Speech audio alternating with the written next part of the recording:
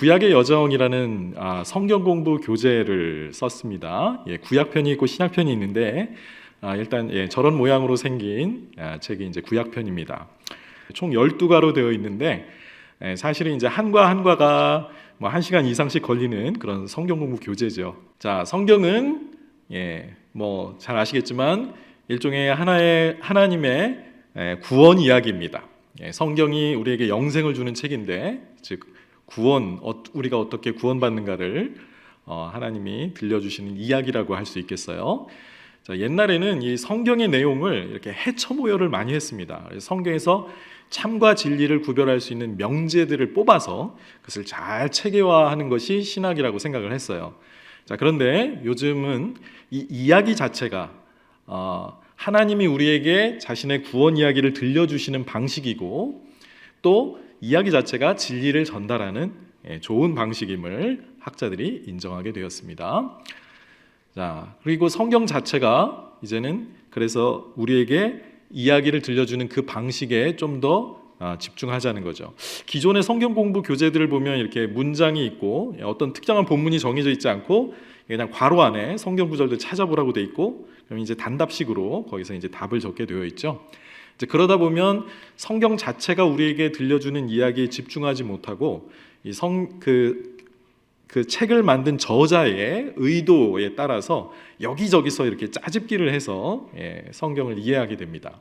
자, 이런 방식이 이제 사실은 문맥을 떠나서 한 구절씩 이렇게 똑똑똑똑 떼어서 이렇게 취합하는 이런 방식은 사실 좀 위험할 수도 있어요. 사실 이단 교주들이 이단에서 그런 일들을 많이 하는 거거든요. 문맥과 상관없이 한 문장을 떼고 여기서 떼고 해서 자기가 원하는 주장을 만들어내기도 하는데, 기존 성경 공부 교재들이 그렇다는 게 아니라 우리가 성경을 이해하는 방식을 성경 자체가 우리에게 그 특정한 문학 장르를 통해서 우리에게 들려주는 이야기에 이제는 주목해야 될 때가 됐다는 겁니다. 자, 예수님은 이야기의 달인이셨죠. 예수님이 가르치시는 이 방식을 가만히 보면 예수님이 어떤 이야기를 들려주십니다. 이야기는 사람들이 듣기 좋거든요. 그럼 귀를 기울이게 되죠. 심지어 예수님은 비유로만 이야기하시고 비유의 의미를 설명해 주지 않은 적도 있습니다. 그죠? 그럴 정도로 예수님은 아주 사람들의 귀를 사로잡는 이야기의 달인이셨어요. 그리고 아주 생생한 비유, 우리의 일상생활 속에서 일어나는 그런 이야기들, 뭐 농사 짓는 이야기, 뭐 여자가 가정 살림하는 이야기, 이런 것들을 통해서 진리를 전달해 주셨던 거죠. 자, 복음은 우리가 알고 있는 이 복음이라는 것은 결국 하나님이 자신의 이야기를 펼쳐가시는 장대한 구원의 드라마다. 인류의 역사라는 것은 무엇이냐? 하나님이 인간의 그 인류의 역사를 무대로 펼쳐가시는 예수 그리스도를 주인공으로 한 하나의 구원 이야기, 드라마라고 할 수 있겠습니다. 성경 전체가 성부 하나님이 계획하신 일종의 감독이 되어 주셔서 계획하신 대로 이야기가 진행됩니다. 자, 그리고 성자 예수께서 이야기의 주인공이 되셔서 모든 이야기의 어떤 절정이라고 할 수 있겠죠. 예수님의 특별히 십자가의 죽으심과 부활이라는 하나님의 그 계획이 쭉 흘러오는 가운데 비밀에 쌓여 있던 이 계획이 예수 그리스도에 의해서 마침내 드러났고요. 그리고 나중에 역사가 완성될 때까지 지금 하늘에서 다스리고 계십니다. 자, 우리를 구원하시기 위해서 성령을 보내주셨죠. 그러니까 성자께서 떠나신 자리에 성령을 보내주셔서 우리를 구원하십니다.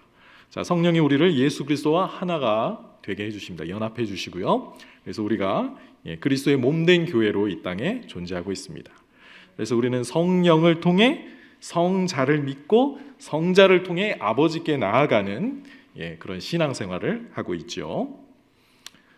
자, 이야기의 중요성에 대해서 이제 사회학자, 인류학자, 문학 이론가들이 이 중요성을 이제 발견하고 있습니다. 자, 우리가 듣고 이야기하고 우리에게 실제하고 의미심장한 것을 알려주는 더 큰 서사와 메타 서사들 안에 우리를 둠으로써 실제가 무엇이고 우리는 누구이며 어떻게 살아야 하는지를 근본적으로 이해해야 하는 동물이다 그랬습니다. 자, 우리 자신이 그 이야기 속에 포함되어 있어야 합니다. 거기서 우리 인생의 의미를 우리가 알게 되는 거예요. 우리는 성경 이야기 속에 들어가서 그 속에서 내 인생의 의미를 발견하게 됩니다. 내 위치를 찾는 거죠. 나의 존재 이유를 알 뿐만 아니라 그럼 앞으로 어떻게 살아야 하는 것까지도 바로 이야기를 통해서 알게 된다고 이런 학자가 이야기해주고 있는 겁니다.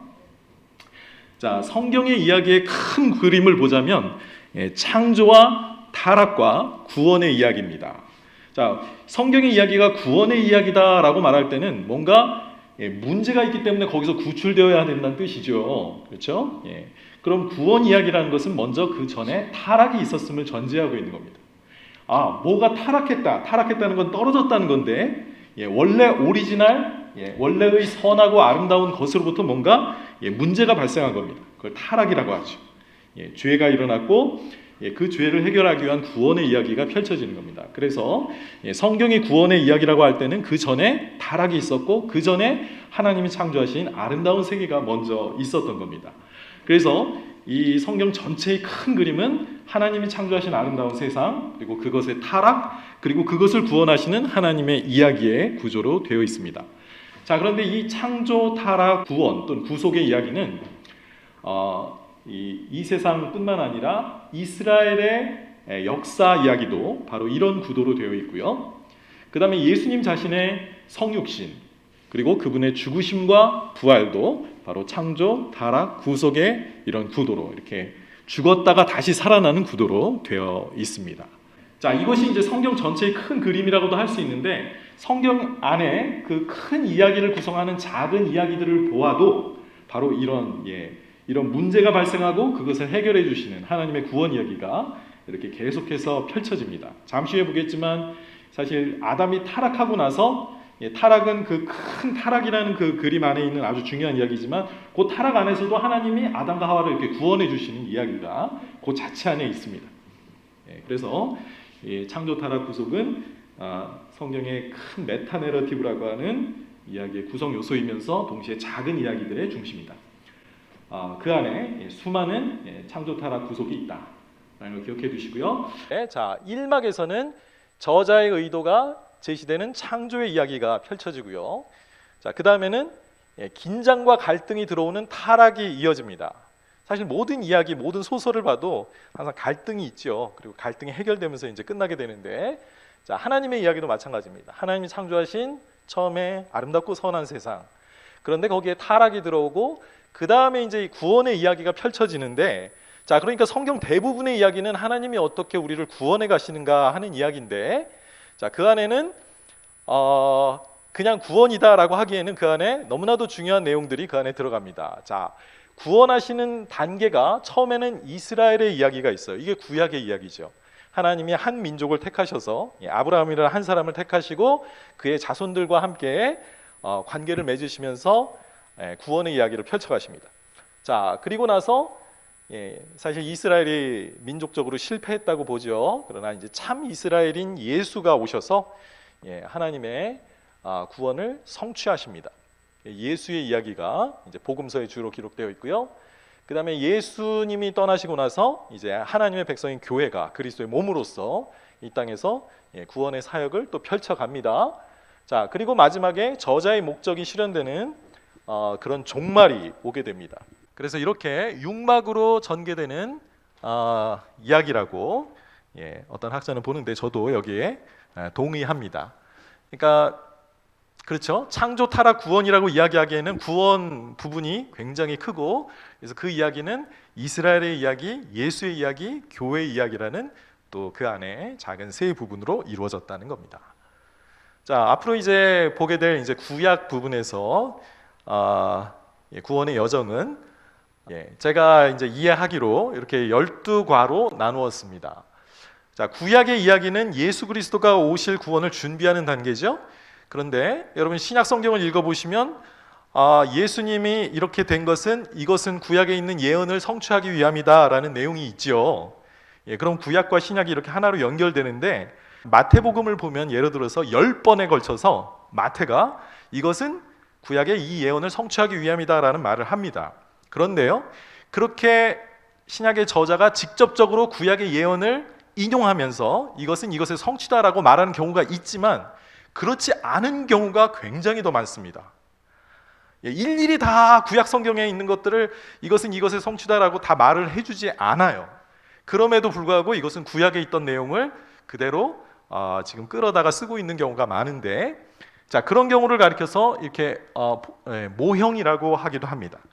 구약에 있었던 어떤 사건이 예수 그리스도 안에서 성취되는 거죠. 예를 들면 요나가 물고기 뱃속에 들어갔다가 3일 만에 나오는 사건을 가리켜서 예수님 자신이 그것은 바로 너희에게 주는 요나의 표적이라고 얘기를 하시면서 예수님의 죽으심과 부활이 바로 요나의 사건에서 이루어졌다라고 말합니다. 물론 요거는 이제 예수님이 직접 이제 가리키신 거니까 우리가 또 파악할 수 있지만, 그 외에도 아주 간접적으로, 그래서 일반 독자들은 이게 구약의 말씀에 있구나라는 것을 모를 만한 그런 부분들이 굉장히 많습니다. 그래서 메시아 예언이 어떤 학자에 의하면 4,000개가 넘는다고 해요. 근데 그걸 일일이 다 신약 저자들이 다 가르쳐주지 않습니다.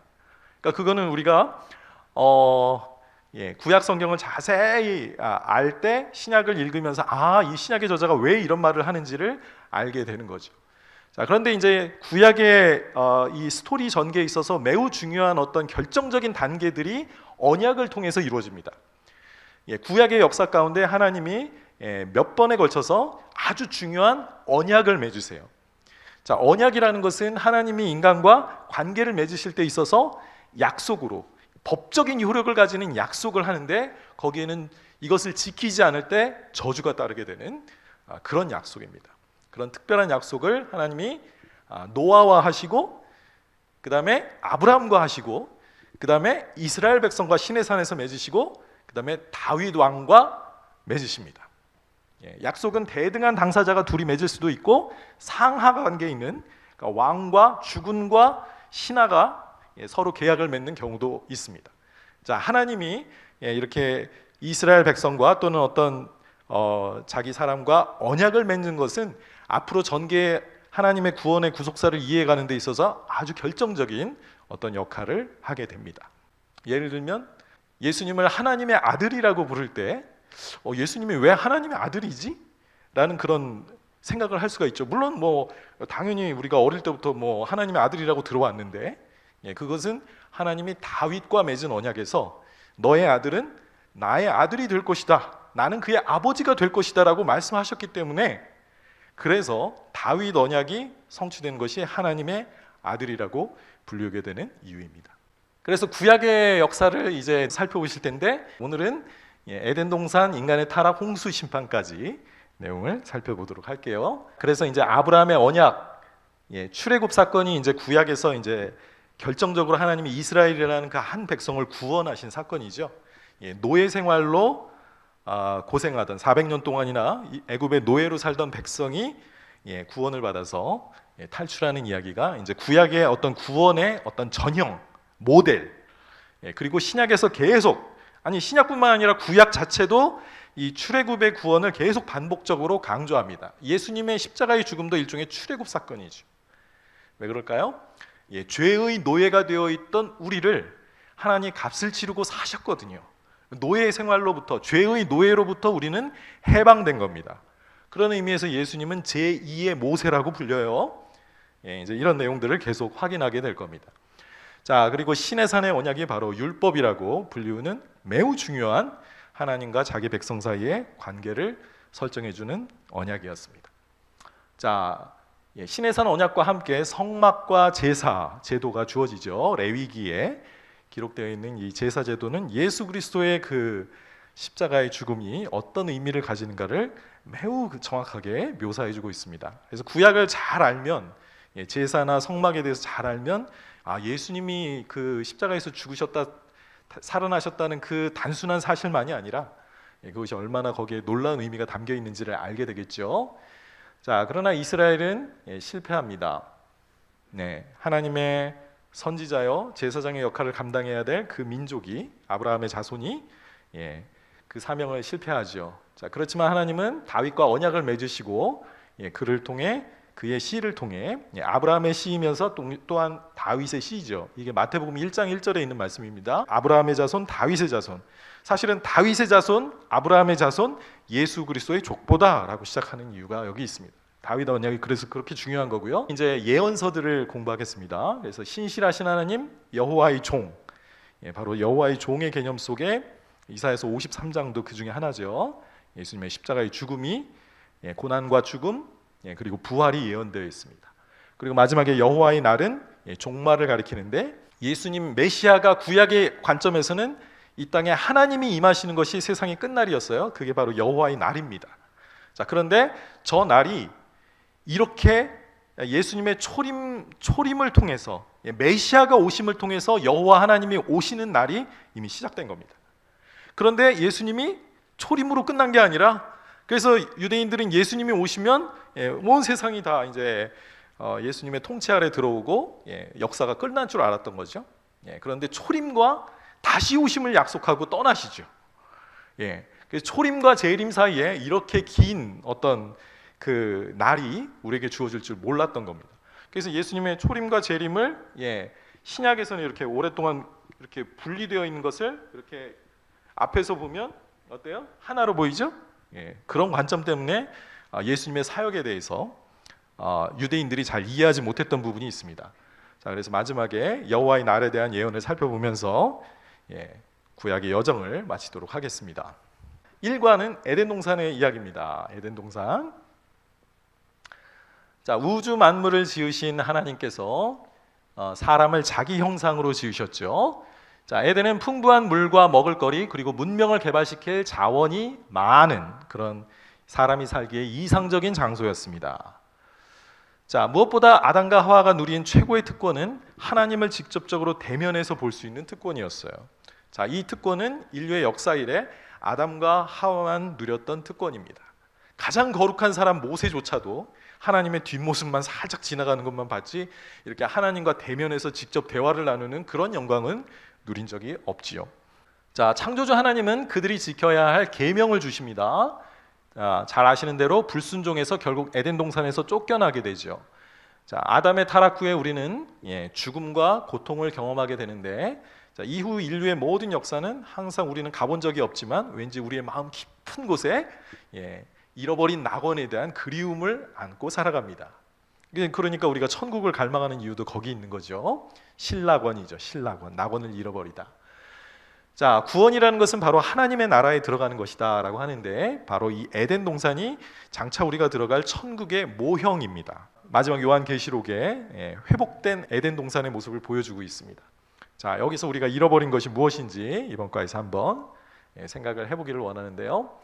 자, 첫 주제는 이제 하나님의 형상입니다. 많이 들어보셨죠? 자, 첫 장은 하나님이 창조하시는 이야기인데, 창조 작업의 절정은 모든 것들을 다 천지 만물을 지으시고 제일 마지막에 하시는 작업이 바로 사람을 만드시는 작업입니다. 그런데 이 사람을, 인간을 하나님의 형상과 모양대로 지으셨다고 해요. 자, 한번 생각해 볼까요? 하나님의 형상대로 인간을 지었다라고 할 때 여러분, 하나님의 형상이라는 의미를 어떻게 알고 계십니까? 우리가 하나님의 형상대로 지음받았다라는 이 사실이 어떤 의미가 있을까요? 하나님의 형상, 인간은 하나님을 닮은 존재다라는 사실이 기본적으로 뜻하는 것은 인간은 가장 고귀한 존재다. 그렇기 때문에 그가 그리스도인이건 아니건 모든 사람은 최고의 목적과 가치로 대우를 받아야 합니다. 함부로 다른 사람 멸시해서는 안 되는 거죠. 살인하지 말라는 계명은 인간 존중에 대한 계명입니다. 단지 물리적으로 사람을 죽이는 게 문제가 아니라 우리의 마음으로부터 다른 사람 멸시하고 바보, 분노하고 이렇게 하는 것이 다 인간을 존중하지 않는 태도죠. 예수님의 산상수훈에서 그렇게 가르쳐 주셨습니다. 그래서 인간은 최고의 존재로 존중받아야 한다. 그리고 인간은 모든 하나님의 창조 작업 중에 마지막 최고의 걸작품이죠. 그래서 가장 아름다운 존재이기도 합니다. 하나님은 영이시기 때문에 신체가 없지만 기꺼이 인간의 모습으로 오시기도 하죠.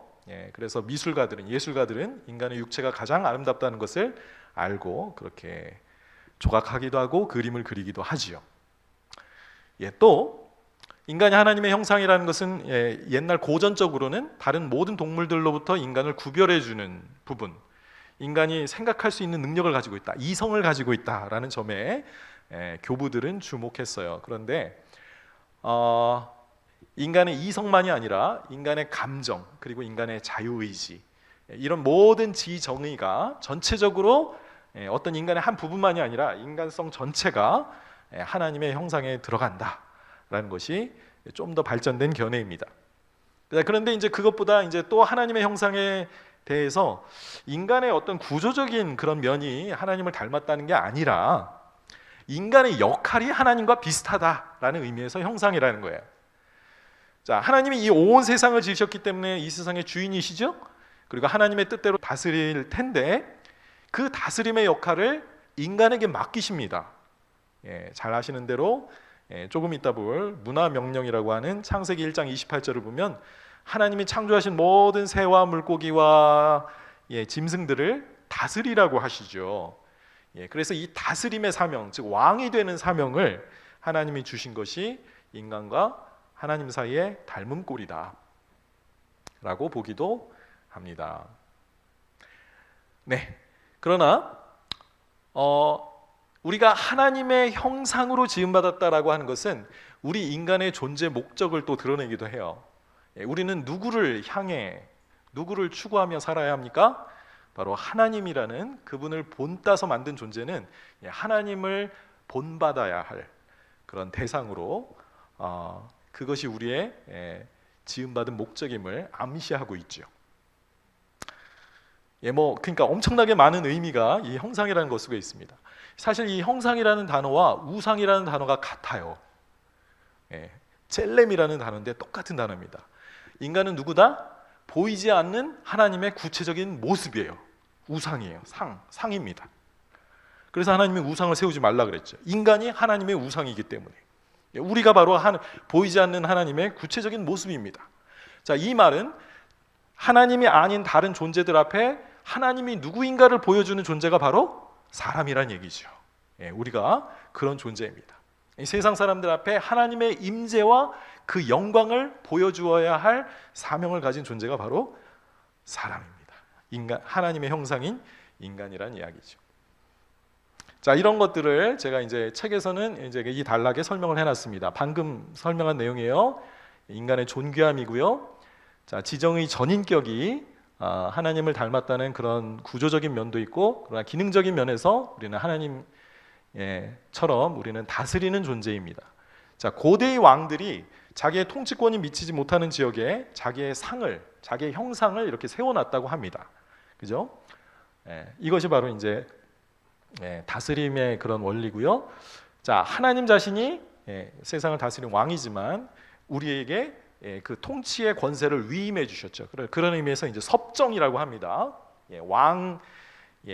왕의 역할을 대신하도록 하는 그런 존재가 섭정이죠. 자, 하나님의 형상이 그런데 남자와 여자로 되어 있다고 되어 있죠. 자, 이 말은 어떤 의미가 있을까요? 이것도 뭐 한참 생각해 봐야 되겠지만 일단 남녀가 동등한 하나님의 형상이라는 사실, 즉 남자와 여자 사이에 존재론적으로 우리는 차별이 없어야 됩니다. 남자도 하나님의 형상이고 여자도 하나님의 형상이기 때문입니다.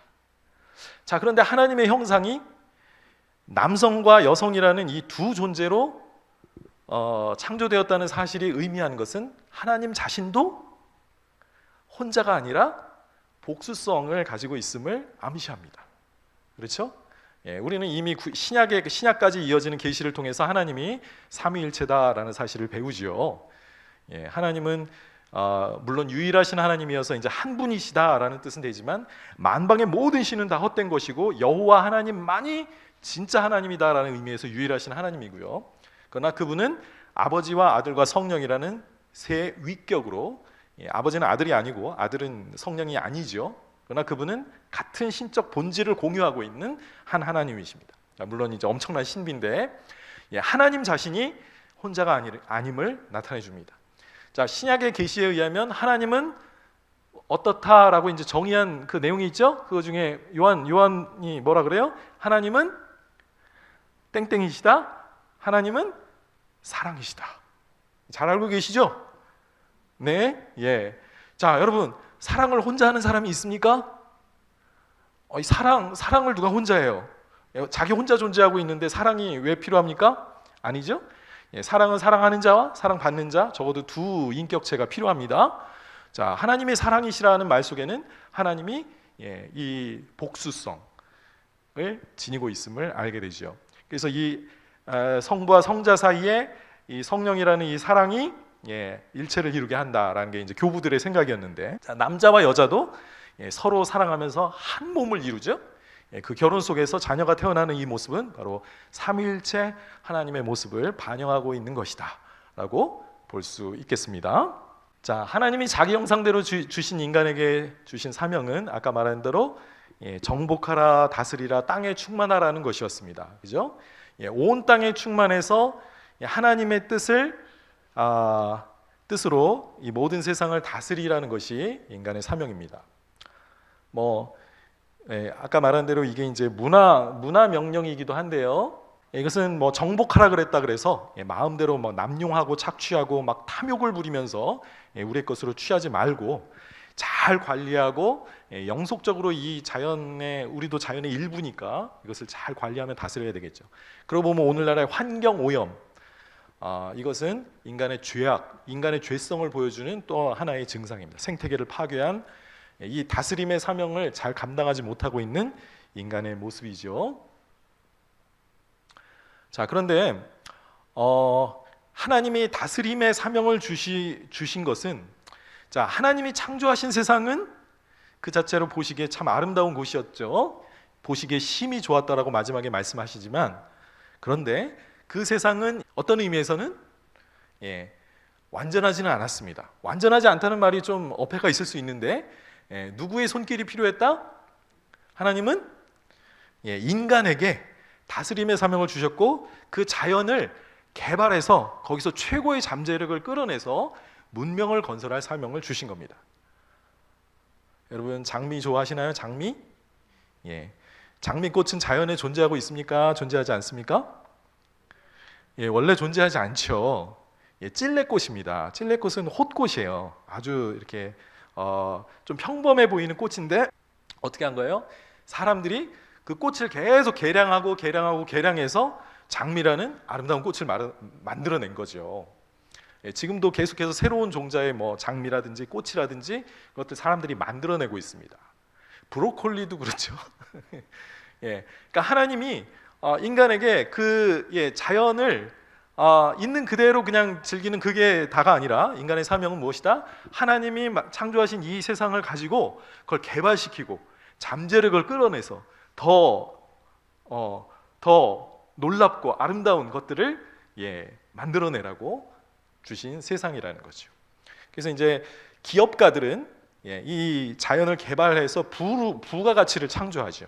이런 것들이 하나님의 뜻에 위배되는 게 아닙니다. 세상에서 일어나고 있는 그 부를 창조하는 활동, 어떤 가치를 만들어내는 모든 활동이 바로 하나님이 창조하시고 인간에게 주신 사명이라는 것입니다. 세상에서 막 돈 벌고 이런 거를 막 나쁘게만 보는 그런 분들이 있는데 그렇지 않아요. 모든 인간이 자연을 개발해서 거기서 어떤 잠재력을 이끌어내고 더 많은 가치를 만들어내는 활동은 하나님이 처음부터 인간에게 계획하신 것입니다. 하나님은 또 창조하시고 나서 바로 먹을 것들을 챙겨주세요. 사람에게 식물 주시고 동물에게도 다 먹을 것을 주십니다. 저는 이걸 주목하지 않을 수도 있는데 눈이 가더라고요. 와, 하나님이 우리의 필요를 제일 먼저 아시고 인간에게 사명 주신 다음에 제일 먼저 먹을거리를 챙겨주시는 그 모습이 은혜가 됐습니다. 자, 부분 날마다 창조한 것이 좋았지만 전체로서의 그 창조의 그림은 심히 좋았다라고 말씀하십니다. 하나님은 거기서 심미적인 만족감을 얻으신 것이죠. 자, 그 다음에 이어지는 본문이 안식일에 대한 본문입니다. 잘 아시죠? 6일 동안 하나님이 창조 작업을 하신 후에 7일째가 되는 날 쉬셨습니다. 안식일은 창조의 목적이 이루어진 날이라고 할 수 있겠죠. 인간의 역사가 지향하는 구원의 최종 목적지입니다. 하나님은 나중에 율법에서 사람뿐만 아니라 짐승도, 사람이 부리는 가축이겠죠. 가축들도 이날에는 쉬도록 명령하셨어요. 이날은 거룩한 날로서 하나님을 예배하고 그분이 가져오실 그 진정한 안식과 평안을 사모하는 날이기도 합니다. 자, 여기서 생각해 볼까요? 하나님은 왜 7일째 되는 날 안식하셨습니까? 일하기를 그치셨어요. 왜 그치셨죠? 하나님이 더 이상 하실 일이 없었기 때문입니다. 창조 세계가 미완성인데 쉬신 게 아니라 하나님은 그 창조를 완전하게 끝내셨습니다. 뭐 당연한 얘기를 왜 묻냐고요? 그만큼 이 세상이 하나님의 작품으로서 완전하다는 그런 말씀을 드리려고 합니다. 자, 아담과 하와에게 이 안식일은 어떤 의미가 있었을까요? 아담과 하와는 언제 창조되었는데요? 창조 작업의 제일 마지막에 창조되었습니다. 하나님이 이 세상을 창조하는 작업에 아담과 하와가 뭐 도와준 일이 있나요? 아무것도 없죠? 자, 아담과 하와가 그럼 맞이한 첫날은 무엇입니까? 안식일이죠. 하나님이 모든 것을 창조하고 난 이 마지막에 아담과 하와를 지으시고 그리고 그들에게 안식일을 허락하신 거예요. 자, 하나님이 창조한 이 모든 아름답고 선하고 아름다운 세계를 즐기도록 하나님의 창조 작품을 함께 향유하고 누리며 하나님을 찬양하도록 우리를 지으셨음을 알게 됩니다. 이건 마치 구원과 같지요. 우리가 구원을 이루기에 우리가 하는 일이 예수님을 도와드리는 일이 뭐가 있나요? 아무것도 없죠. 하나님이 성부께서 성자 예수를 통해 또 성령을 통해 다 이루신 일을 우리는 그저 받아 누리고 기뻐하면 됩니다. 그리고 우리가 하나님이 주시는 이 선물을 받은 우리는 이 안식일의 이 기쁨, 쉬면서 우리의 영혼이 쉼을 누리면서 하나님을 찬양하는 그 일을 위해 우리가 지음 받았다고 하죠. 자, 안식일은 어떤 의미에서 우리의 구원을 의미할까요? 시편 95편 11절에 보면 광야에서 불순종하던 이스라엘 백성에게 너희는 내 안식에 들어오지 못하리라는 말씀을 주시죠. 히브리서 기자는 일종의 그 미드라시라고 합니다. 구약의 본문을 자세히 설교 또는 설명하는 그런 방식으로 서신을 쓰는데, 자, 너희는 내 안식에 들어오지 못하리라라고 말을 하니까 또 히브리서 기자는 뭐라 그러냐면 만약에 여호수아가 광야를 방황하던 이스라엘 백성들에게 안식을 주었더라면 하나님이 무슨 또 다른 안식을 말할 필요가 있었겠느냐라고 말합니다. 자, 그렇다면 하나님의 백성들에게 가나안 땅 말고 이스라엘 땅 말고 진정한 안식이 남아있다. 내 안식이라고 하셨기 때문에 그곳은 하나님이 계신 곳, 그곳은 바로 우리가 천국이라고 말하는 곳이겠죠. 그곳에 들어가는 것을 의미합니다. 그러니까 하나님이 6일 창조하시고 7일째가 되는 안식일은 바로 우리가 구원받는다 라고 할 때 그 하나님의 이 쉼, 하나님의 쉼을 누리면서 아담과 하와가 맞이했던 그 첫날의 기쁨을 회복하는 것이라고도 할 수 있겠습니다. 자, 이제 에덴 동산으로 가보겠습니다. 에덴의 낙원을 건설하신 건 뭐 너무 잘 알죠. 아담과 하와 지으셨고, 자, 그런데 이 낙원의 주제가 성경 전체에 걸쳐서 이 최초의 시작이 결국 이 성경 전체를 관통하는 하나의 주제가 되는데, 나중에 이스라엘 백성이 성막을 지을 때 그 성막의 모형이 에덴 동산입니다. 그리고 이스라엘 백성이 가서 누리게 될 가나안 땅을 묘사할 때 에덴 동산의 용어를 써서 그 가나안 땅을 묘사해요. 자, 그러니까 계속해서 에덴 동산이 하나의 모델이 되는 겁니다. 자, 창세기 2장은 사람을 창조하신 장면과 에덴의 풍요하고 아름다운 모습을 우리에게 보여주고 있습니다. 자, 하나님이 사람을 창조하신 이야기가 물론 1장에 잠깐 언급되어 있었지만 거기서 그냥 창조하셨다는 사실만을 말했고 구체적으로 어떻게 창조하셨는지는 2장에 나오죠. 자, 거기 보면 흙으로 사람을 지으시고 하나님이 호흡을 불어넣으심에 그가 생령이 되었다. 우리말 개역 개정에 생령이 되었다라고 되어 있습니다. 자, 인간은 썩으면 흙과 똑같아지는데 흙이 바탕이고 그러나 육체가 전부가 아니라 하나님이 불어넣으신 그 숨결, 하나님의 영, 루아흐는 아니지만 하나님의 그 숨결, 하나님에게서부터 온, 그래서 하나님에 의해서 생명이 부여돼서 육체와 정신이 하나인 그런 존재입니다. 그러니까 어떻게 보면 육체와 정신이 이렇게 분리될 때, 육체와 영이 분리될 때 우리는 죽죠. 인간의 죽음을 맞이하게 되는데 그 두 가지가 뗄래야 뗄 수 없이 하나로 이렇게 뭉쳐 있는 존재가 바로 인간이라는 겁니다. 거의 생령이 되었다라는 말이 우리말 번역이 좀 좋진 않은데 살아있는 존재가 되었다, 생명체가 되었다라는 뜻으로 받아들이시면 되겠습니다. 우리가 영혼 할 때 영혼을 보통 육체를 제외한 어떤 보이지 않는 영적인 부분이라고 생각을 하는데, 히브리적 개념의 그 생명이라고 할 때 그 영혼이라는 단어가 거기 들어가거든요. 항상 기억하세요. 영혼이라는 단어가 나올 때마다, 그 혼이라는 단어가 나올 때마다 이것은 인간의 육체를 포함한 인간의 생명 전체를 의미한다. 기억하세요. 그래서 이제 이 네페시라는 단어가 원래 목을 의미해요. 목. 그래서 목숨이라 그러죠.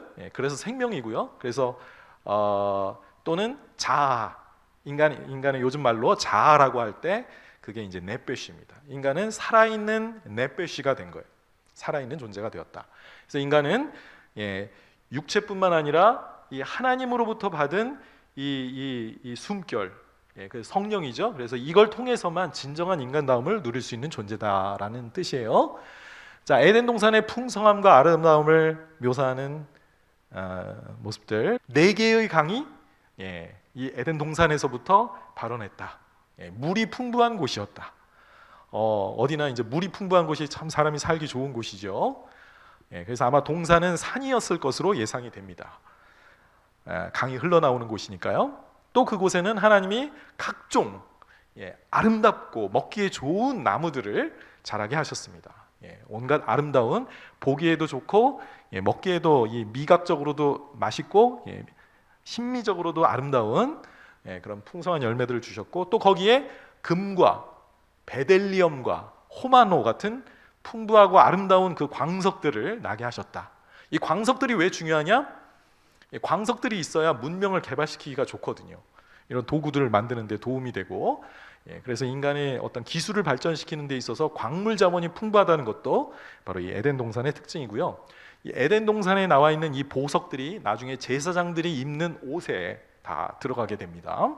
자, 에덴 동산에서 인간은 하나님과 어떤 관계를 누렸을까요?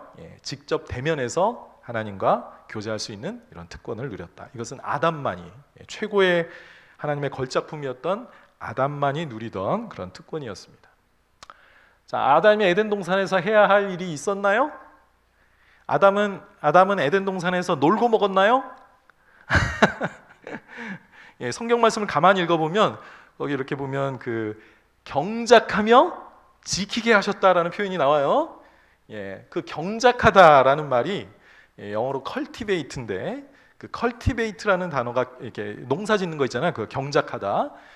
거기서 이제 culture라는 문화라는 단어가 나왔습니다. 그래서 이제 문화 명령이라고 하죠. 자연을 개발시키라.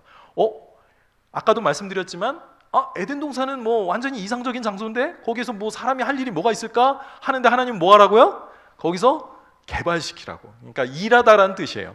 에덴 동산에서 인간이 가치 있는 노동을 투입해서 거기서부터 더 가치 있는 것들을 끌어내라고. 유대인들은 지금도 티쿤 올람이라고 그러죠. 하나님이 만드신 것을 우리가 고친다라는 그런 정신인데요. 하나님의 창조 세계 자체를 그냥 그대로 받아들이는 것이 아니라 거기서 인간의 그 다스림의 사명처럼 거기다 뭔가 인간의 노력을 투입해서 더 가치 있는 것들을 만들어내라고 하나님은 에덴 동산에서도 일하게 하셨습니다. 자, 우리가 천국에 가서 자꾸 놀 거라고 생각하시는 분들이 많이 계시더라고요. 아니면 예배만 영원히 드린다? 아닐 겁니다. 거기서도 아마 에덴 동산에서 일하게 하신 하나님도 일하셨잖아요. 그래서 하나님의 형상인 우리가 놀고 먹는 존재가 아니라 뭔가 천국에 가서도 우리 자신의 잠재성도 개발하고 하나님이 주신 이것을 또 개발할 수 있는 그런 걸 주십니다. 또 하나의 사명은 뭐였다고요? 경작하며 지키라. 지킨다는 게 뭘까요? 지키는 건 보호한다는 뜻이죠. 아담이 해야 될 일은 뭐다? 이 에덴 동산을 잘 지켜야 합니다. 경찰 업무도 감당해야 됐어요. 그 말은 무슨 뜻이냐? 에덴 동산 바깥에 위험한 요소들이 있었다. 결국 뱀이 침투하잖아요. 그래서 유혹하죠. 그랬을 때 이제 아담은 지키라는 그 사명을 감당하지 못한 겁니다. 경계했어야 되는데 너무 경계를 완전히 늦추고 결국 이제 타락하게 되는 요인이 되죠. 자, 하나님은 에덴 동산에 뭐 잘 아시죠? 생명나무와 선악을 알게 하는 나무를 왜 두셨을까요? 이거 타락하게 만든 거 아니에요. 하나님 이거 두시면 안 되는데 왜 두셔가지고 우리를 타락하게 만드셨을까요? 동산 중앙에 뒀다는 것은 아주 중요한 자리에 그 두 나무를 두셨다는 얘기고, 생명나무를 주신 것은 인간도 생명체인데 이 생명나무, 이것은 하나님의 생명, 즉 영생을 상징하는 나무였겠죠. 선악을 알게 하는 나무, 지식의 나무가 또 있었습니다. 하나님이 이 두 가지를 통해서 아까 말한 대로 인간의 어떤 잠재성, 하나님을 더 닮아갈 수 있는 이 잠재성을 더 갈망하도록 하기 위해서 아마 두셨을 것 같습니다.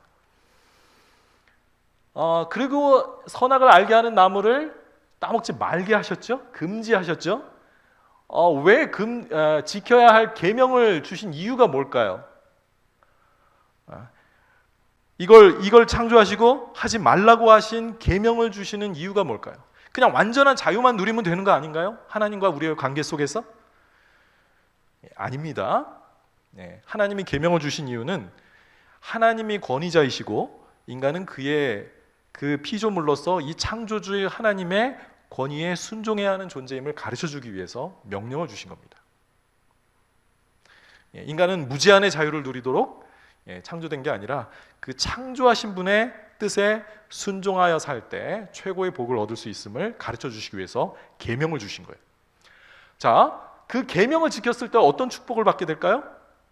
아담이 정말로 동산 중앙에 있는 선악과를 따먹지 않아요. 그럼 그가 지금 보여주고 있는 건 뭘까요? 하나님께 순종하고 있다는 거예요. 하나님과 올바른 관계를 유지하고 있다는 이야기죠. 그리고 언젠가는 하나님이 금하시지 않았던 생명나무를 따먹게 됐겠죠? 그러면 그에게 주어진 축복은 무엇이었을까요? 영생이죠, 영생. 영생하는 축복을 얻게 되었을 겁니다. 목사님, 원래 지음 받았을 때부터 영생하도록 지어진 거 아닌가요? 아닌 것 같아요. 왜냐하면 인간은 육체적인 생명체이기 때문에 흙으로 지음 받았기 때문에 이 흙으로 지음 받은 육체는 아마 처음부터 한계가 있었을 것 같습니다. 그럼 에덴 동산에 죄가 들어오기 전에 영원히 살 수 있었다라는 그 말은 뭘까요? 생명나무를 따먹는다는 조건 하에서 계속해서 하나님의 순종하는 창조주 하나님과 피조물인 나 사이에 그 복종의 관계를 유지하면서 살다 보면 언젠가 생명나무를 먹었을 때 우리는 영생할 수 있는 가능성이 우리에게 있었습니다. 자, 불순종으로 그 가능성을 놓치게 되는데, 자, 일과를 정리하는 그런 말입니다. 1장에서 3장은 이후에 일어날 반향 충분한 아주 풍부한 주제를 담고 있고요. 하나님의 형상인 아담은 만유를 다스릴 왕이자 왕인 거 아시겠죠? 제사장이라고 또 표현을 했는데 그 일하다, 경작하다라는 단어가 제사장이 성막에서 일할 때 쓰던 그 단어입니다. 또 하나님은 에덴 동산에 이렇게 두셨는데 창세기 1장 28절 잘 기억하세요? 온 땅에 충만하라고 하셨습니다. 그럼 아담이 가진 사명은 뭘까요? 에덴 동산을 모든 세상에 확장할 사명이 있었던 거예요. 일에서 에덴 동산을 하나님이 창조하신 이 아름다운 세상을 온 세상으로 확장할 그런 사명이 있었던 겁니다. 하나님과 대면하여 말하는 선지자이기도 했지요. 그 사명은 상실됩니다. 불순종으로 상실되지만 둘째 아담, 아담은 사람이라는 일반 명사도 돼요. 둘째 사람이신 새로운 하나님의 형상 예수 그리스도가 성취하십니다. 예수 그리스도는 완전한 인간으로서 왕이며 제사장이며 선지자라는 이 삼중 직분을 잘 감당하신 분으로 우리 전통 신학에서 가르쳐 왔습니다. 에덴 동산은 하나님이 사람과 함께 거하는 것으로서 천국의 모델이죠. 나중에 성막과 성전에 그대로 이 이미지가 그려집니다. 자, 신약에서 진정한 성전은 또 놀랍게도 예수님이 내 육체를 가리켜 사흘 만에 다시 지으리라 그랬던 그 성전이 바로 자신의 육체를 가리켜서 하신 말이다라고 하지요. 말씀이 육신이 되어 우리 가운데 거하심에라는 말 있죠. 요한복음 1장 14절 성육신, 예수님이 인간의 몸을 입고 오셔서 말씀이 육신이 되어 우리 가운데 거하셨다라고 했을 때 그 거하셨다는 단어가 장막을 치다입니다. 성전이시라는 암시죠. 하나님의 우리와 함께 거하러 오신 성전이었고요. 이제는 그의 몸된 우리 교회가 새로운 하나님의 성전입니다. 성전이라는 하나님과 사람이 만나는 곳이잖아요. 예수 그리스도가 그런 만남의 장소였고, 이제는 바로 교회가 세상 사람들이 하나님과 만날 수 있는 그런 곳이 되는 거죠. 에덴은 결국 새 예루살렘으로 완성된 천국의 모습인데, 에덴은 목가적인 이미지였다면 새 예루살렘은 도시의 이미지죠. 수많은 사람들이 거주하고 있는 곳입니다. 계속해서 2과로 들어가겠습니다. 자, 인간의 타락입니다. 자, 순종하는 한 부족한 것이 없었을 거고 영원한 삶도 가능했을 겁니다. 그런데 하나님의 계명을 어기는 순간 계명에 담긴 죽음의 저주, 하나님이 불순종할 때 넣어주신 그 저주가 효력을 발휘합니다. 에덴 동산에 쫓겨나 자연적인 삶이 다할 때까지, 그러니까 죽이신 게 아니라 그냥 원래 프로그램된 대로 자연적인 삶이 다하도록 내버려 두십니다. 영생을 얻지 못하게 하신 것이 결국 자연적인 죽음을 가져왔고요.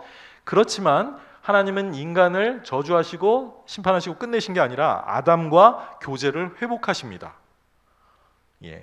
예배를 통해서. 자, 먼저 아담이 죄의 유혹에 넘어가는 모습은 우리에게 많은 교훈을 줍니다. 자, 그의 불순종이 죽음을 가져왔고, 그의 자손은, 그의 모든 자손은 결국 죽어야 할 운명을 안고 태어나게 됩니다. 죄와 사망의 법이죠. 첫사람 아담의 타락으로 죄가 세상에 들어오고 죄가 인류를 지배하게 되었어요. 자, 뱀의 간교함은 어떻게 드러날까요? 그는 하와를 어떻게 유혹하고 있습니까? 잘 알아야 되겠죠? 우리 그리스도인들은. 자, 뱀이 하와를 유혹할 때 하나님이 참으로 동산 모든 나무의 열매를 먹지 말라 하시더냐? 라고 물어봅니다. 자, 뱀이 노린 것은 무엇일까요? 뱀은 하나님의 인격을 의심하게 합니다. 그리고 하나님을 마치 아주 강압적인 폭군으로 보이도록 만들어요. 그죠? 동산 모든 나무의 열매를 금하셨어요. 그거 딱 한 나무 금하셨죠? 각종 모든 열매 다 먹어도 좋은데 그거 딱 하나만 먹지 말라고 했는데, 마귀는 거꾸로 그 말을 돌려 금지했다는 걸 막 부풀려가지고 하나님이 너 이거 못하게 하지 않았니? 그러면서 하나님을 나쁘게 보게 합니다. 한 달란트 받은 종이 와서 당신은 굳은 사람이라 그러잖아요. 그러니까 한 달란트가 20년치 노동인데, 지금으로 하면 한 10억쯤 되는 돈인데, 그 돈 받고도 당신은 쫌생이에요. 당신은 구두쇠야. 나한테 준 것도 없이 뭐 받으려고 해요? 이런 태도. 이 주인에 대해서 나쁜 태도를 가지니까 전혀 그걸 투자해서 일할 생각도 안 하는 거죠.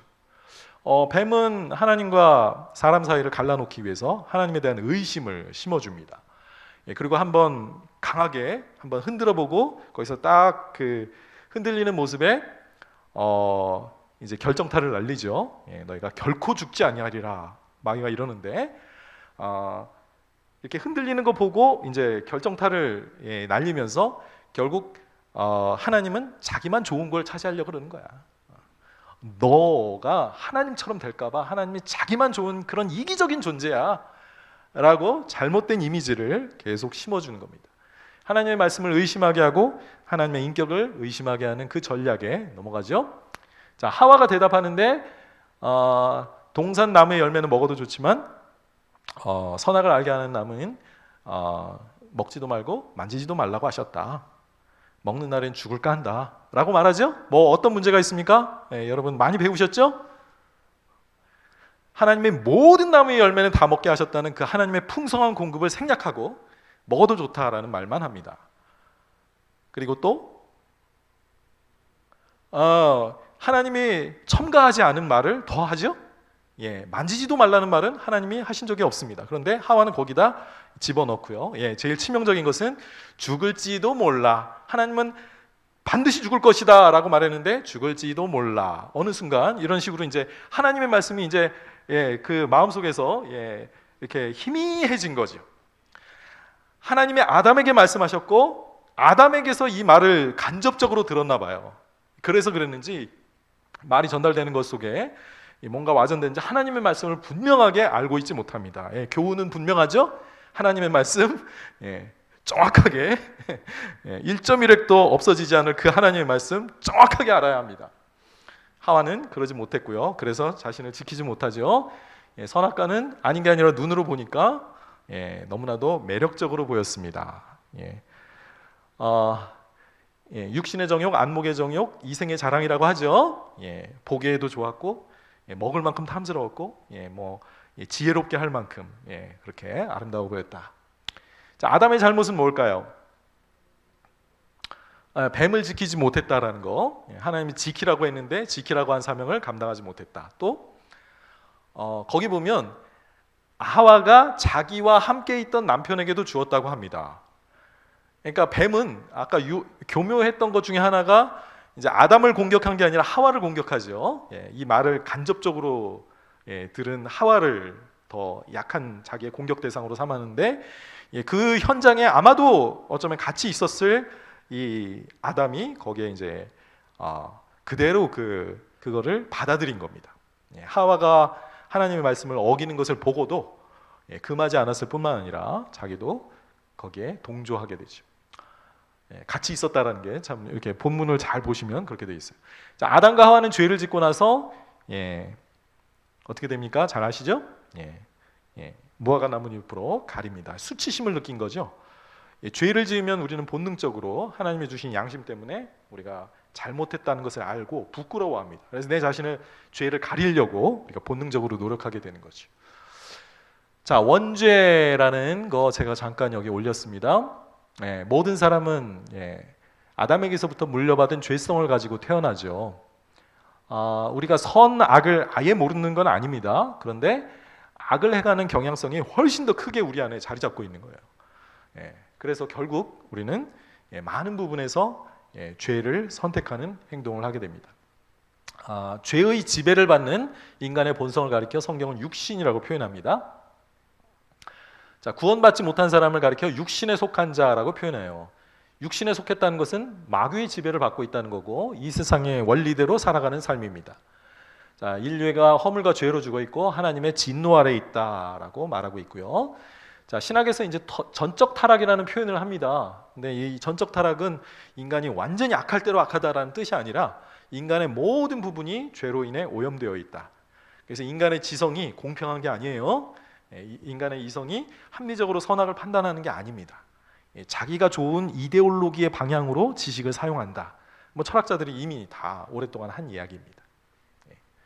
젠더 이데올로기 주장하는 사람들도 그게 객관적으로 옳아서 하는 이야기라기보다 전혀 과학이 아니잖아요. 생물학적 성을 무시하고 나는 남자, 저는 남자인데 나는 여자야, 그럼 여자가라는 그런 것들이 인간의 이성이 타락했기 때문에 그게 옳아 보이는 거예요. 자, 그래서 전적 타락은 인간의 모든 지정의가 다 죄로 오염되어 있다는 그런 뜻입니다. 자, 하나님의 계명을 어긴 아담과 하와 뱀에게 심판을 내리시죠. 자, 당장 죽이시는 대신에 에덴에서 추방하시고 생명나무로 가는 길만 막으십니다. 그럼 자연히 죽게 되니까요. 자, 아담은 근본된 흙으로 돌아가라고 하시는데 여기에 이제 언어 유희가 있습니다. 흙이 히브리어로 아다마입니다.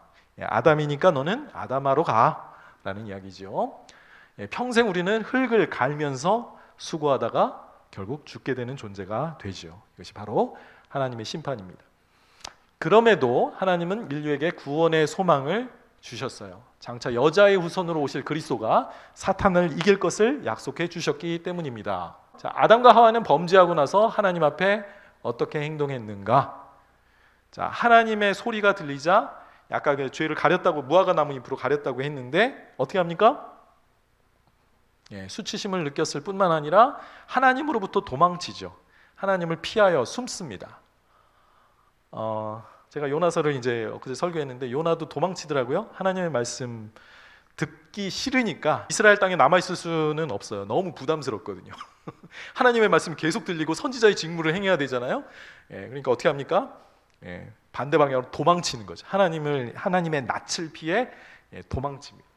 아담과 하와는 본능적으로 하나님을 피합니다. 죄를 지었을 때 인간이 하는 행동, 하나님을 멀리하죠. 자, 하나님은 아담에게 다가오시죠. 어떻게 다가오시나요? 또 아담에게 하신 질문 보시면 어떤가요? 아담아, 내가 어디 있느냐? 누가 내게 벗었다고 말해주었느냐? 이런 질문들을 하시죠. 처음에는 그러니까 이 하나님이 아담과 하와에게 다가오시는 이 모습은 굉장히 부드럽게 다가오십니다. 너 따먹었어, 죽을 줄 알아, 그러면서 막 우랑쿵쿵 막 폭풍 가운데 나타나신 게 아니라 마치 그 하나님이 평소에 이렇게 동산을 거니시면서 이렇게 소리를 내시듯이 아담과 하와는 먼저 여호와의 소리를 들었다고 해요. 하나님이 약간 재채기 하듯이 자신의 존재를 살짝 알리십니다. 아담아 어디 있느냐? 몰라서 물으셨나요? 몰라서 물으신 게 아니라 하나님의 이 표면적으로 말하는 것 속에 들어있는 의도는 뭔 것 같아요?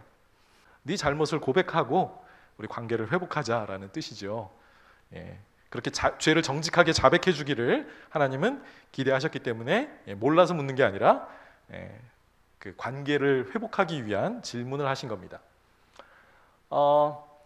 자, 뱀에게 내린 심판, 평생 흙으로 흙을 먹고라는 흙이라는 거, 이 땅이라는 것은 이제 죽은 자가 묻히는 장소이고 하기 때문에 이 하나님의 그 어떤 창조의 질서와 약간 반대되는 의미가 있어요. 음부라는 것도 그렇죠. 스올이라는 것도 사실 땅속 무덤. 그래서 지구라는 그 땅이라는 단어 자체가 이렇게 그 지옥을 의미할 때가 있어요. 히브리어로. 자, 그래서 그런 뱀은 그런 존재가 되었을 뿐만 아니라 이걸 원시복음이라고 하는 건 너무 잘 아시죠?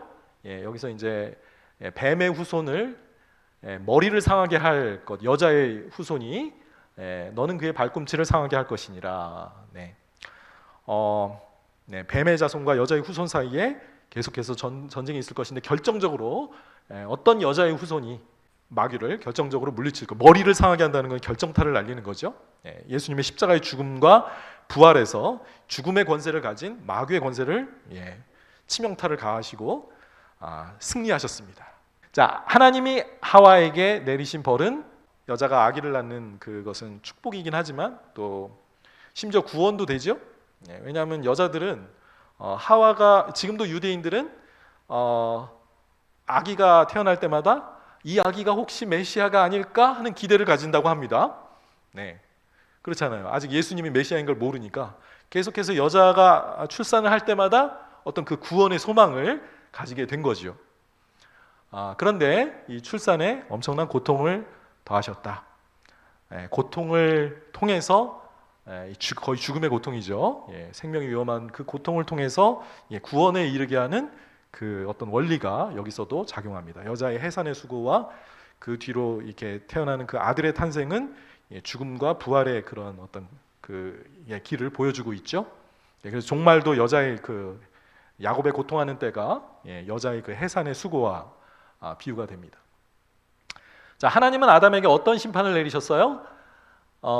평생 땅을 갈고 수고하도록. 그러니까 전에도 에덴 동산에서도 노동이 있었지만 그 노동은 자신의 어떤 존재 실현, 하나님의 목적의 실현이었다면 이제는 먹고 살기 위해서 죽도록 고생하는 아주 중노동의 의미가 부여된 노동을 하게 됩니다. 자, 이것은 그가 받은 사명에 어떤 영향을 미쳤을까요?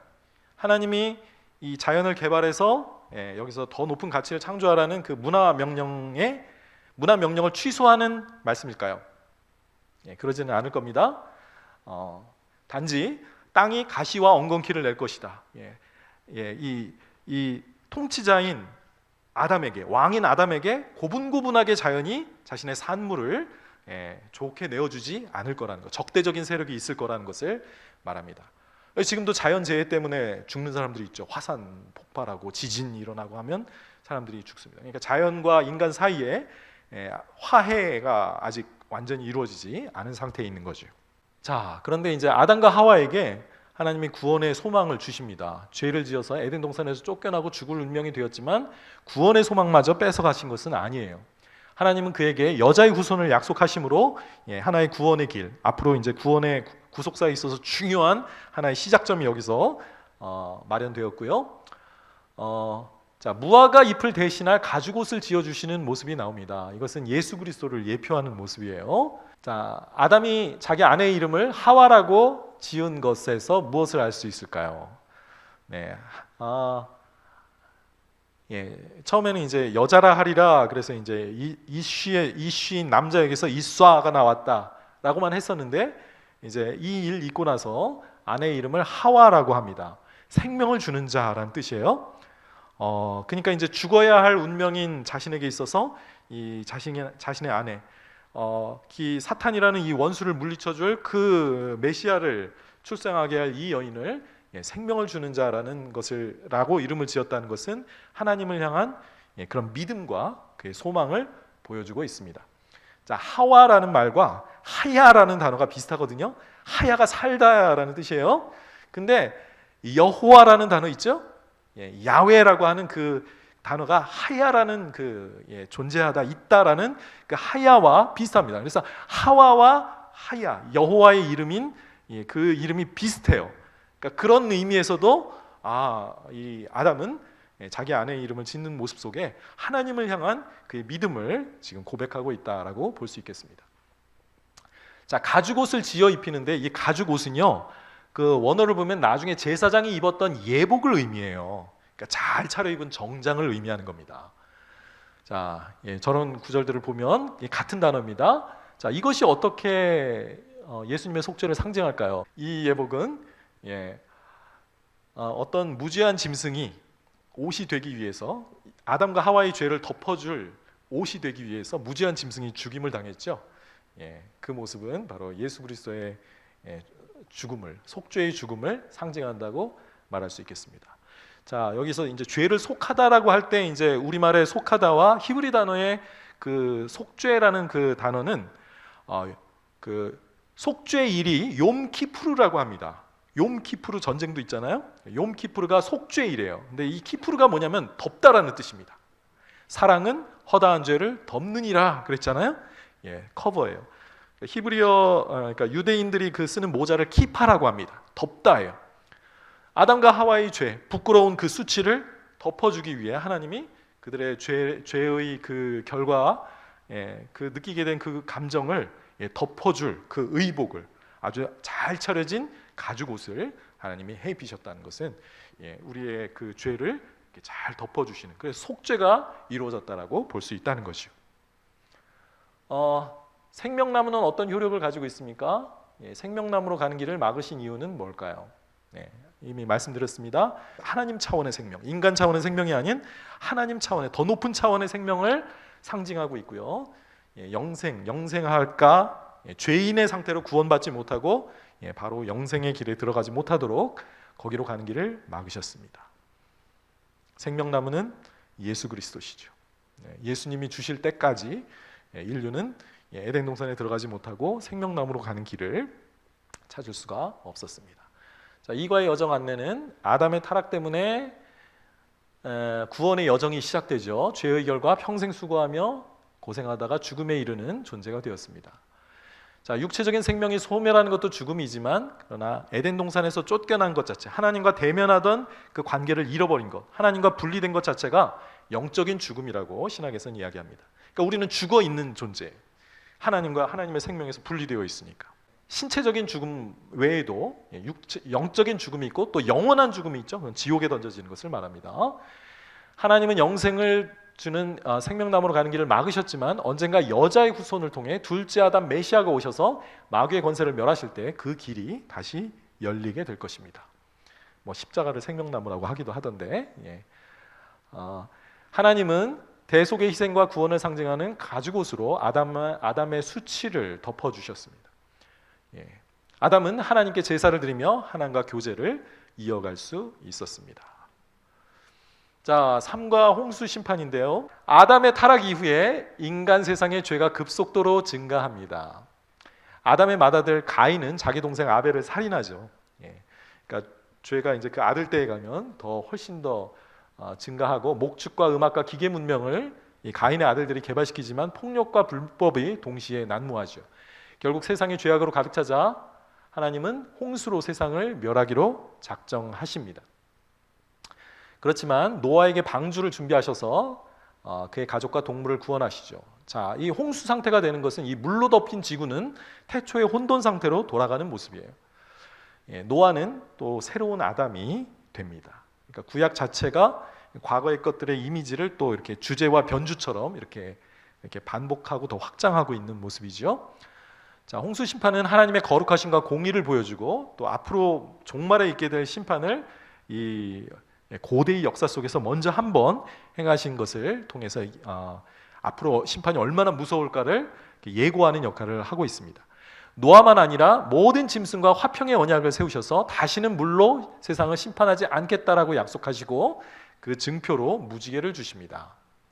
자, 홍수전 시대 사람들이 얼마나 악했는지를 묘사하고 있어요. 하나님이 한탄하셨다라고 표현하고 있습니다.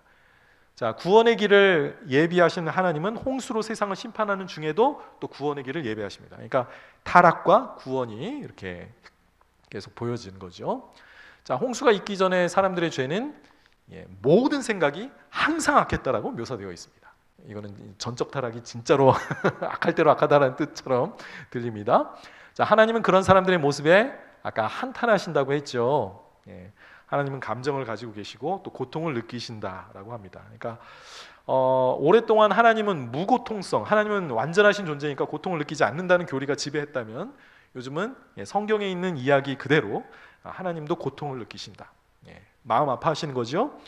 예전 성경에는 심지어 후회하신다라고도 되어 있었습니다. 지금은 한탄하신다. 그 거룩하시고 의로우시고 선하신 하나님의 눈에 인간이 죄를 짓는 그 죄악은 하나님의 마음을 굉장히 아프게 하고 또 분노하게 하시는 그런 요인이 되지요.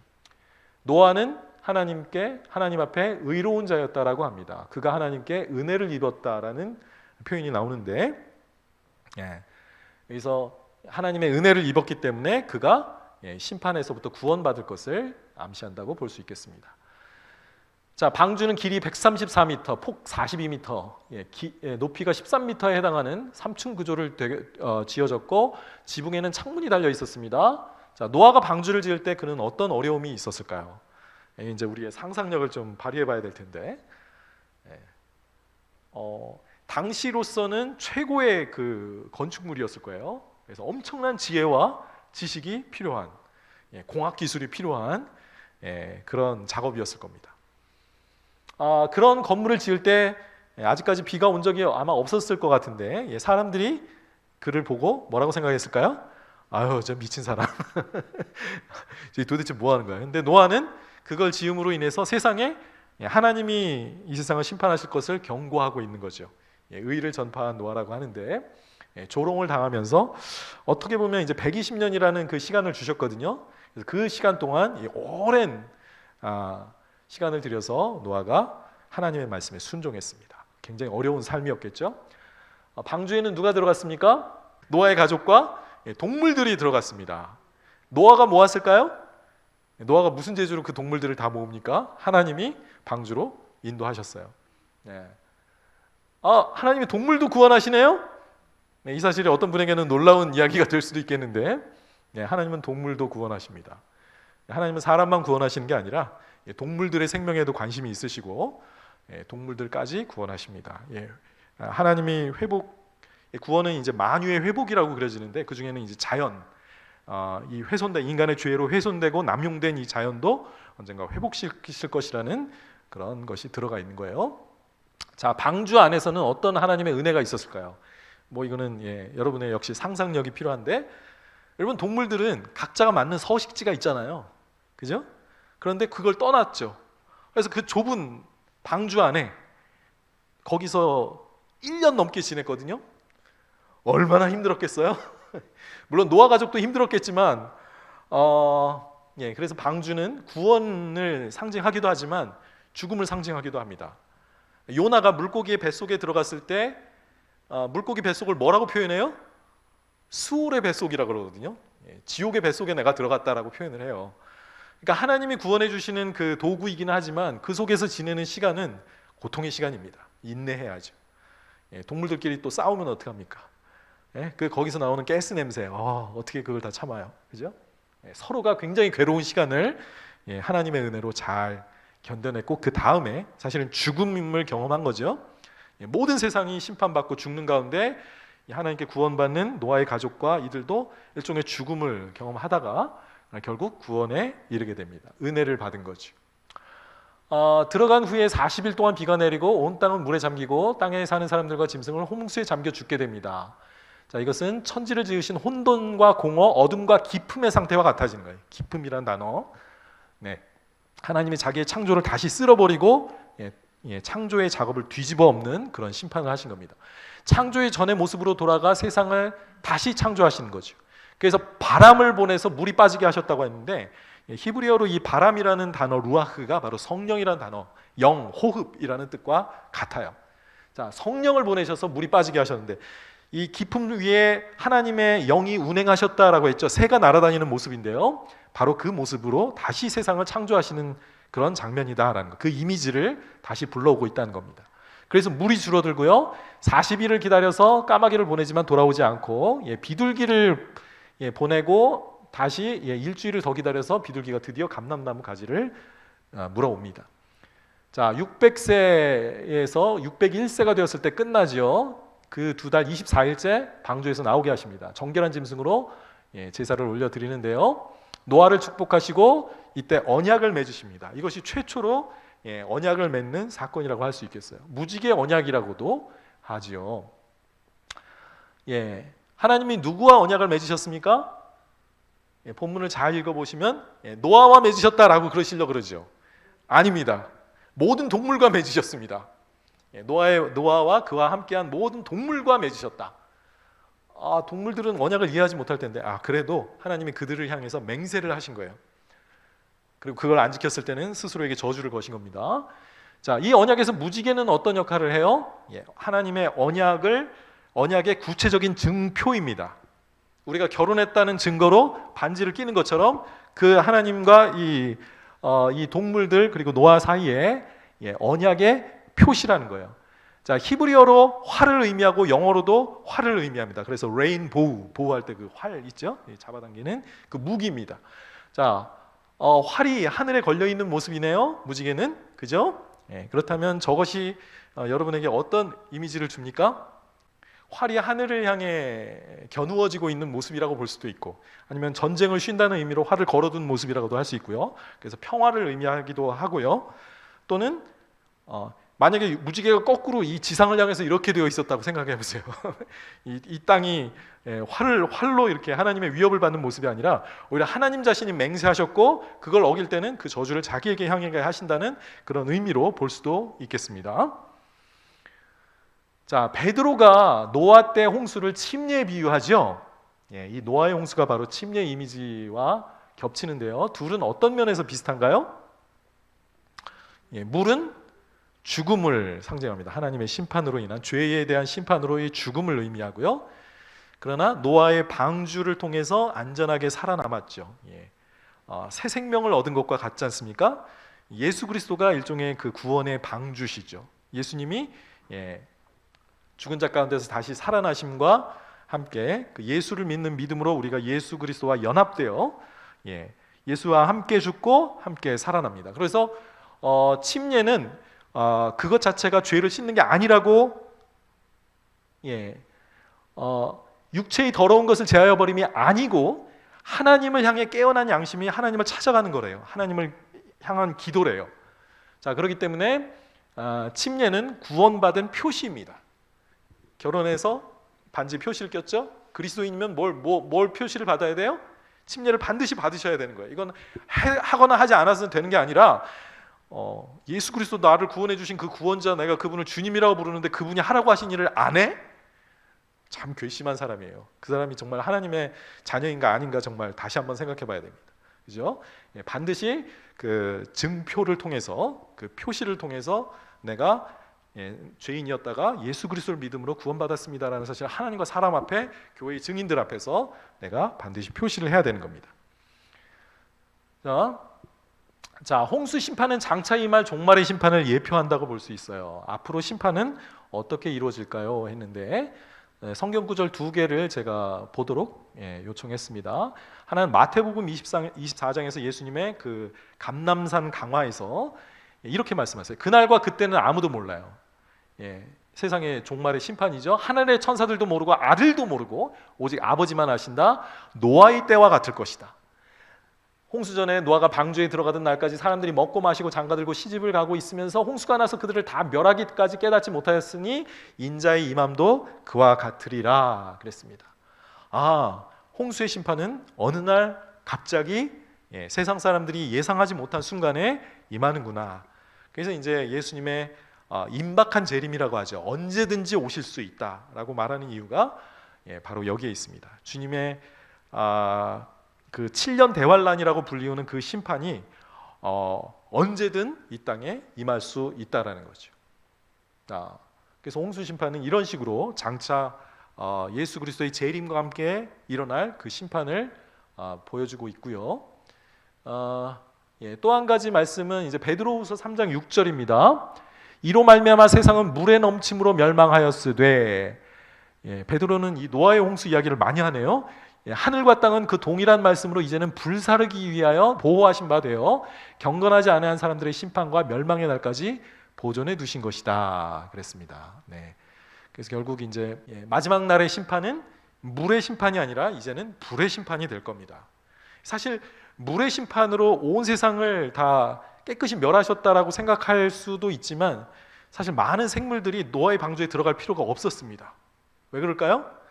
수생식물들이 많았거든요. 식물들도 씨앗이 있기 때문에 굳이 멸망하지 않았죠. 그러나 불의 심판은 다를 거예요. 온 세상은 불에 타서 체질이 녹아지고, 그래서 하나님이 그래서 완전히 새로운 하늘과 새 땅을 여기서부터 만들어내신다고 말씀하고 있습니다. 자, 만유를 창조하신 하나님은 만유를 구원하십니다. 우리 하나님은 만유의 창조자시죠. 그래서 사람만 구원하고 끝나는 문제가 아니라, 그래서 우리가 이제 환경 문제에도 좀 더 관심을 가져야 되는 이유가 여기 있죠. 자연 만물을 구원하신 만물의 왕으로 사람이 지음 받았잖아요, 그죠? 사망에 이르게 되자 그의 다스림을 받는 창조 세계 역시 썩어짐의 종로를 타게 된 거예요. 사람만이 아니라 모든 그가 다스려야 되는 그 대상까지도 함께 죄의 신음 아래 굴복하게 된 겁니다. 함께 탄식하고 있다고 했죠.